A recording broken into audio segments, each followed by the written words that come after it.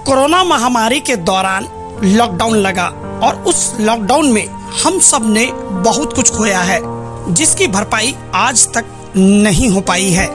ऐसी ही एक वानगी आज हम आपके सामने पेश करने जा रहे हैं। हमारा मकसद है कि लोग इस खबर को देखें और विक्की की मदद के लिए आगे आएं।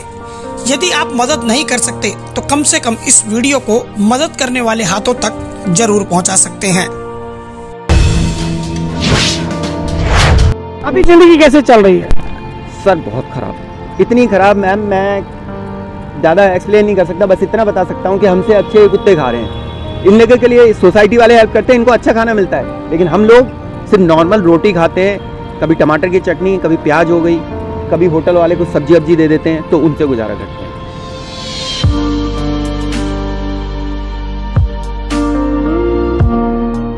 विक्रम जी, हमें पूरी सहानुभूति है कि आपके साथ जो हुआ वो गलत हुआ, लेकिन हम चाहते हैं कि दर्शकों के लिए बताएं कि कैसे कैसे आपके साथ क्या क्या हुआ।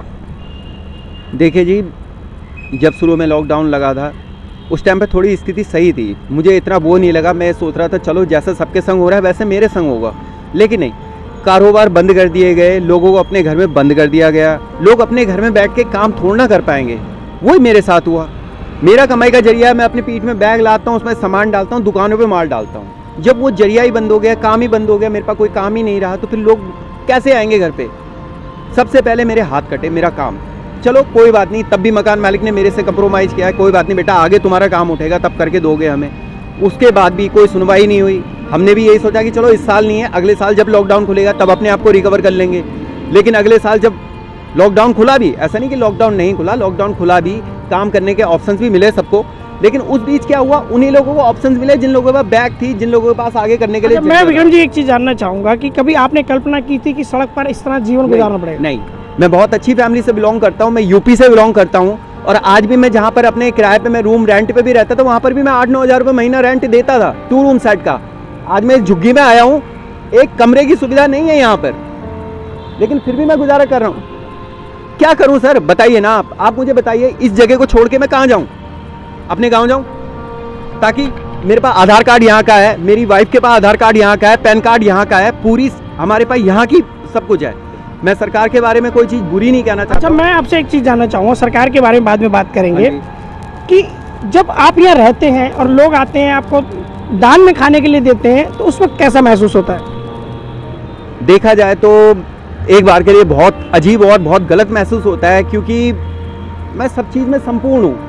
मेरे ऊपर एक मजबूरी आई जिस कारण मैं रोड पे आया हूँ। आज वो मुझे ये चीज़ें देते हैं, तो उस टाइम पर तो भूखे मर रहे हैं सर, मैम भूखे मर रहे हैं यहाँ पर। अगर हम वो खाना ना खाएं तो हम भूखे मर, कौन लेगा हमारी रिस्पॉन्सिबिलिटी? खाना पड़ता है सर, लेना पड़ता है, और इज्जत से लेते हैं, हाथ जोड़ के लेते हैं, और हमें खुशी होती है कि कोई हमें यहाँ पूछने वाला है कि हम चलो खाना खा रहे हैं। अच्छा, आपकी जो पत्नी है उन्होंने 7 फेरे लेकर 7 जन्म साथ रहने की बात कही, आज वो गर्भवती हैं, 8 महीने की, टेम्परेचर 45 डिग्री को पार करने की नौबत आ चुकी है। ऐसे में क्या जीवन मानते हैं और किस नज़र से देखते हैं? देखिए, मेरा मानना तो यही कहेगा, एक लड़की पराये घर से उठ के आई है, 7 फेरे मेरे संग लेके आई है, उसके लिए इतना, मेरे से ज़्यादा मैं उसको वो प्राउड करूँगा कि वो मेरे संग इस जगह पर रह रही है। नहीं तो वो कब की कह देती कि आप करो अपना, पहले कमरा ले लेना या घर ले लेना, उसके बाद मेरे संग आओ। लेकिन वो फिर भी मेरे संग रह रही है, मेरे संग गुजारा कर रही है। हम दोनों में अब सबसे अच्छी बात यही लगी मेरे को कि हम रोड पे आने के बाद भी हमारी फैमिली की एकता नहीं टूटी।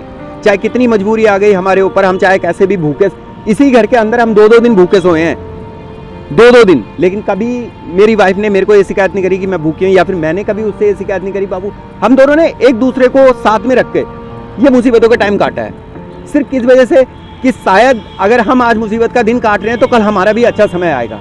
अच्छा, मैं आपसे एक सवाल और जानना चाहूँगा कि जैसे कि बताते हैं कि गर्भावस्था में ज़्यादा भोजन खाना चाहिए, 2 बार 3 बार एक्स्ट्रा लेना चाहिए, क्या वो हो पाता है? कितनी बार खाना मिलता है? सच बोलूँ तो कभी कभी मिलता ही नहीं, और कभी कभी 2-3 बार मिल जाता है। नसीब की बात है, कभी होता है और कभी नहीं होता है। अच्छा, जब नाले के पानी पीने की बात आती है तो क्या मन मान जाता है? नहीं मानता, पर मजबूरी है। अब जहाँ देखो, जैसे कि सब बोलते हैं कि बेटी की शादी हो जाती है तो ससुराल चली जाती है, जाहिर सी बात है, ये मेरा ससुराल है। अब मेरा पति जैसे रहता है, चाहे भूखा रहता है या नहीं रहता है, मैं उसके साथ रहती हूँ। मैं अपनी मम्मी पापा का नाम बदनाम नहीं करना चाहती। अच्छा, आजकल ना उसके शौचालय बन रहे जगह जगह, तो आप सड़क पे रहती हैं और आप महिला भी हैं, तो ऐसे में शौचालय को लेकर क्या स्थिति है? यहाँ की शौचालय की स्थिति क्या है मैं बताती हूँ आपको। यहाँ पे जेंट्स क्या होते हैं, वो तो हर जगह जब चाहे कर लेते हैं वॉशरूम, पर जब और महिलाएं वॉशरूम जाती है तो यहाँ के आदमी लोग ऐसे देखते हैं जैसे पता नहीं उनको खा जाएंगे। या तो उनके घर में माँ बहनें नहीं होती या बेटियाँ नहीं होती, जो भी हो वो मतलब एक औरत की इज्जत नहीं करते हैं, वो उसकी बेइज्जती करते हैं। और यहाँ पे हम बाथरूम जाते हैं तो पर्दा लग जाते हैं ना, पता क्या कहते हैं, हाँ कोई घुसा होगा, मतलब हम बाथरूम करने बैठे हैं लेकिन उनकी सोच गलत होती है कि ये कुछ ना कुछ गलत करने बैठे हैं। अच्छा, मैं आपसे एक चीज़ और जानना चाहूँगा, जैसे हर माँ बाप का एक सपना होता है कि उनका बच्चा एक रॉयल ज़िंदगी जिए, अच्छे स्कूल में जाए, अच्छे कपड़े पहने, अच्छा खान पान करे, लेकिन आप चूँकि खुद ही सड़क पे रह रहे हैं, तो ऐसे में क्या वो उम्मीदें रहती हैं मन में? वो तो हर मम्मी पापा की रहती है, तो जाहिर सी बात है मेरी भी है। और मैं भगवान जी से क्या, मैं सरकार से भी यही बोलूँगी कि मेरी हाथ जोड़ के प्रार्थना है कि ये मेरी प्रार्थना को स्वीकार करे, मुझे छोटा सा कमरा दिला दे, कुछ सुविधाएं दिला दे। कल को मैं अपने बच्चे को ये तो ना बोल सकूं, या मेरा बच्चा ये ना बोले कि मम्मी तुमने मुझे ये झुग्गियों में पैदा करा, या 4 लोगों की गालियां सुनाई। 4 लोग देखते हैं, पता क्या कहते हैं, हाय उसका बच्चा रो रहा है, हाय उसके बच्चों को ये हो गया। 10 बीमारियाँ हो रखी है, बीमारियों के नाम बोलूँ तो मैं भी नहीं जानती इतना, पर अभी भी मैं अगर चेकअप कराने जाऊँ ना भैया तो 10 बीमारियाँ निकल जाएंगी, फिलहाल मुझे ही निकल जाएंगी कि पानी में ही इतनी गंदी गंदी बीमारियाँ हैं। चलिए, लिविंग ऑफ स्टैंडर्ड की बात तो हर समुदाय में की जाती है, लेकिन जब ग्राउंड रिपोर्टिंग होती है तब ऐसे आंकड़े सामने आते हैं, क्योंकि ये वो तस्वीरें हैं जो मिलती नहीं बल्कि ढूंढनी पड़ती हैं।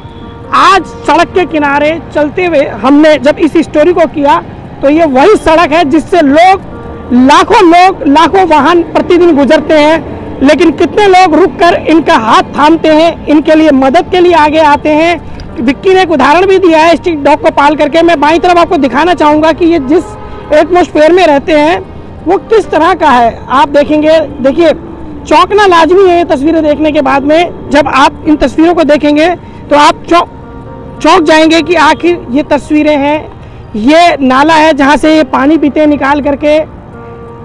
अब हम कह सकते हैं कि हम उन्नति कर रहे हैं, हम एक सभ्य समाज में हैं, लेकिन तस्वीरें उन बातों को झुठला देगी।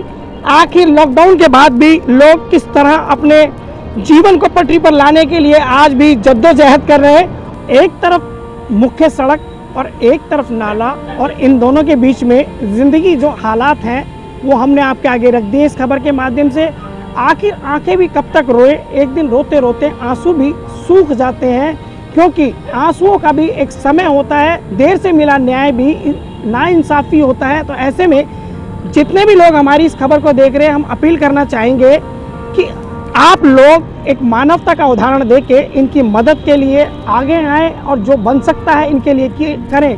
सरकारें अपना काम कर रही हैं, लेकिन कहते हैं कि इस सभ्य समाज में जिम्मेदारी हर आदमी की है कि सब समांतर जीवन जिए, सब सुख सुविधाएं समान भोगें। तो ऐसे में अब हमें भी अपनी मदद का हाथ आगे बढ़ाना पड़ेगा, और आप लोग मदद के लिए आगे आएंगे तभी हम अपनी इस स्टोरी का मकसद सफल समझेंगे।